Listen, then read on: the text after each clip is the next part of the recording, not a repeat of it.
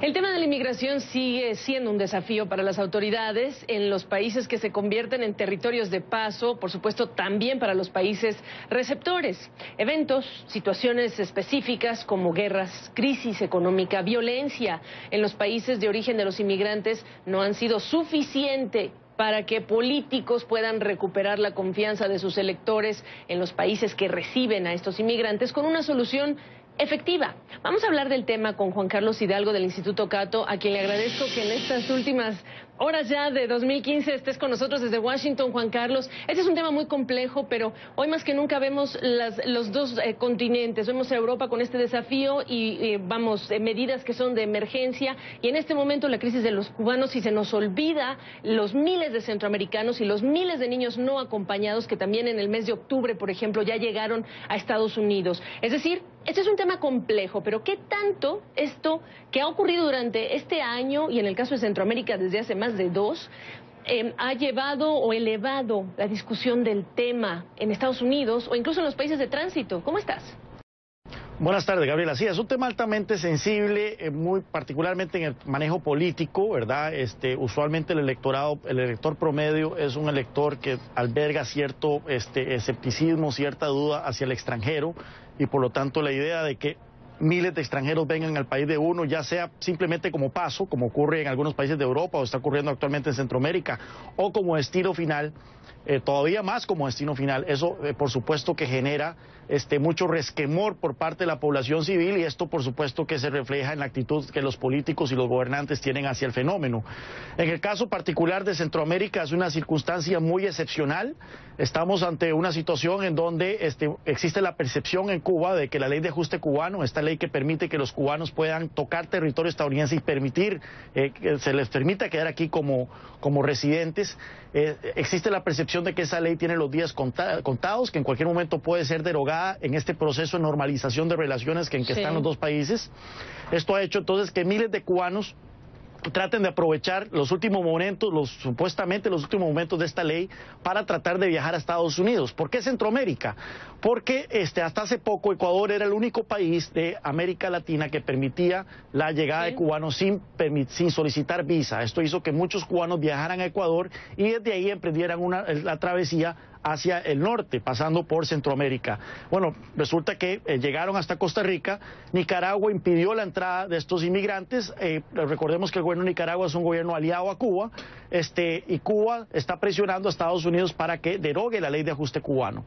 Así que Nicaragua empezó a utilizar esa carta, empezó a decir de que esto era una responsabilidad de Estados Unidos, que Estados Unidos tenía que derogar esta ley, y por lo tanto esto forzó a que las autoridades centroamericanas, principalmente el gobierno de Costa Rica, que es donde están la mayoría de los 8.000 cubanos, tuviera que poner presión sobre los otros países de la región para que crearan este puente humano, básicamente, en donde se van a mandar ahora los inmigrantes hacia El Salvador y de ahí van a emprender su camino hacia Estados Unidos. A mí me gusta que hayas comenzado con una respuesta en la que escogiste el término excepcional. Sí es una situación especial y excepcional, sí es una situación que tiene que ver con una ley y esta perspectiva de que pronto podría ser derogada. Pero Juan Carlos, hablamos de un tema que con los factores que hemos visto por lo menos en los últimos 2 años, el tema de la violencia en Centroamérica, por ejemplo, que otra vez se recrudece y que quizá no llegaremos a ver las mismas cifras de niños o de centroamericanos llegando a la frontera sur de Estados Unidos, no serán los mismos que vimos hace 1 año o 2, sin embargo el tema no termina. La pregunta pasa por el lado de los países de los que salen, los países de origen de los inmigrantes, y la pregunta que te hago yo, ¿no llegó el momento de que los líderes centroamericanos aprieten, presionen a los líderes en Washington para hablar con mayor sustancia de lo que debe ser una solución? Yo sé que es un año político, Juan Carlos, pero no queremos ver situaciones que son muy extremas como las que ya están ocurriendo en Europa. Sí, bueno, en el caso hay diferentes tipos de refugiados, de inmigrantes. Por ejemplo, lo que estamos viendo en Europa son refugiados principalmente que están huyendo de zonas de conflicto, están huyendo de Irak, están huyendo de Siria, países que están siendo destruidos internamente por insurgencias como la del Estado Islámico. Luego está el caso muy particular de lo que vimos el año pasado aquí en Estados Unidos y continuamos viendo, aunque a una menor intensidad, con los niños migrantes centroamericanos. Son niños que están siendo enviados por sus padres o por sus familiares familiares en Centroamérica para que vengan a Estados Unidos a reunirse principalmente con sus padres aquí, que con la mayoría se encuentran aquí, con algún otro familiar. Estos niños están huyendo principalmente de circunstancias donde efectivamente hay mucha pobreza en Centroamérica. Hay mucha violencia criminal, principalmente las pandillas, que ha hecho que algunos de estos países se vuelvan infiernos, ¿verdad? Como en el caso de El Salvador, que cuenta con una de las tasas de criminalidad más altas del mundo, homicidios. Y luego tenemos el caso de los cubanos, que es un caso ya diferente, es un caso de exiliados políticos, se puede decir, ¿verdad?, que están aprovechando una ley muy particular de Estados Unidos que les permite poder venir aquí y pedir beneficios de residencia. Ahora bien, en el caso de los centroamericanos, yo estoy de acuerdo en que tal vez Estados Unidos debería tener una actitud un poco más constructiva. Lo que ha buscado Estados Unidos hasta ahora ha sido básicamente pedirle a México que no que la no va a deje... tener. No lo hemos visto, Juan Carlos. Yo sé que estamos analizando el tema de los factores y podemos clasificar quiénes son refugiados y quiénes no, pero hasta ahí ha llegado el tema y no hemos llegado a ningún otro lugar y viene un año electoral y quizá estoy presionándote un poco más para que veamos, que nos des una respuesta que tiene menos que ver con los factores y más que ver con el tipo de presión que se puede ejercer o no a Washington o viceversa. Vea, Washington se lavó las manos con este plan para la prosperidad, con esta alianza para la prosperidad, en donde simplemente dijo, bueno, les vamos a dar 750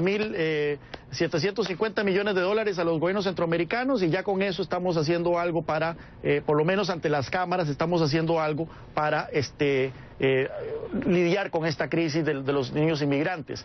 Ahora bien, es poco, Gabriela, creo yo, es poco. Lo que hay que hacer es tratar de evitar que esta gente salga de Centroamérica, o sea, que las condiciones en Centroamérica no sean tales que esta gente busque huir, que prefiera hacer vida en sus países. La gente huye en circunstancias muy excepcionales. Es una de las últimas opciones que las personas tienen.